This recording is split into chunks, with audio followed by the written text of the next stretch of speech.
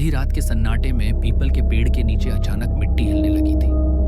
ठंडी हवा के बीच किसी के पायल जैसी हल्की आवाज गूंज रही थी। उसी पल मोहन की आंख खुल गई। उसकी नजर खिड़की के बाहर अंधेरे में टिक गई, जहां से उसे फिर वही एहसास हुआ जैसे कोई उसे देख रहा हो। मोहन पिछले एक हफ्ते से अपने पैतृक गांव में अकेला रह रहा था। शहर से लौटने का कारण कोई खुशी नहीं था, बल्कि डर था।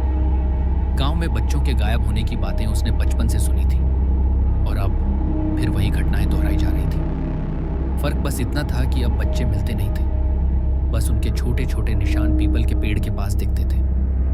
गांव के बाहर खड़ी वो पुरानी झोपड़ी और उसके सामने फैला श्मशान जैसा सन्नाटा मोहन को हमेशा से अजीब लगता था। कहा जाता था कि वहां एक चुड़ैल रहती है जो बच्चों की हंसी से जलती है। मोहन इन बातों को कभी सच नहीं मानता था, लेकिन रात होते ही उसका भरोसा कमजोर पड़ने लगता था। उस रात पीपल के पेड़ से आती पायल की आवाज और पास आ गई। हवा में सड़े फूलों और गीली मिट्टी की बदबू फैल गई। मोहन ने देखा कि झोपड़ी की ओर से एक परछाई निकलकर पेड़ के चारों ओर घूमने लगी। उसका शरीर टेढ़ा था, बाल जमीन तक घिसट रहे थे और हर कदम पर उसकी हड्डियों की आवाज साफ सुनाई दे रही थी। परछाई अचानक रुक गई।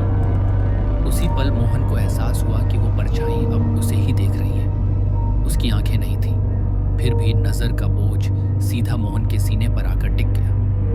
मोहन के हाथ पैर सुन्न हो चुके थे। वो समझ चुका था कि बच्चों के गायब होने के पीछे कोई कहानी नहीं, बल्कि यही सच्चाई थी। अचानक परछाई पीपल के तने में समा गई। जमीन पर बने छोटे पैरों के निशान खुद ब खुद मिटने लगे। मोहन को उसी जगह जमीन में दबा एक पुराना कड़ा दिखा, वही कड़ा जो कभी उसके बचपन के दोस्त के हाथ में था। अगली सुबह सूरज निकला, लेकिन गांव में अजीब खामोशी थी।